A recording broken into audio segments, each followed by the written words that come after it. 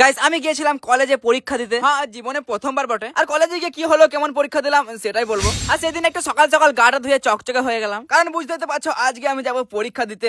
তাই আর কি চশমাটা লাগিয়ে চেক করে নিলাম আমার জাঙ্গিয়াটা শুকনো নাকি ভেজা।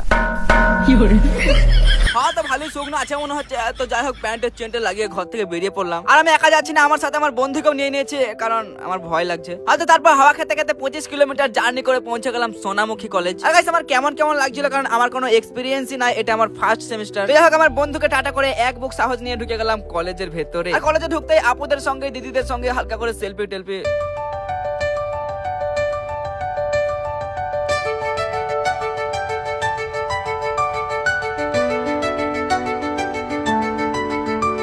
তারপর অনেক কষ্ট করে খুঁজে বের করলাম আমার সিট কোথায়। আর তার কিছুক্ষণ পরে শুরু হয়ে গেল আমার এক্সাম। আর গাইস এক্সাম আমার হালকা করে ভালোই হয়েছিল। আর এক্সাম শেষে কলেজ থেকে বেরিয়ে দেখি একটা ভাইয়া গাড়ি নিয়ে দাঁড়িয়ে আছে কলেজের সামনে। তাই আর কি গাড়িতে উঠে কলেজকে টাটা করে দিলাম, কারণ এখন আমরা যাব একটা কফি হাউসে।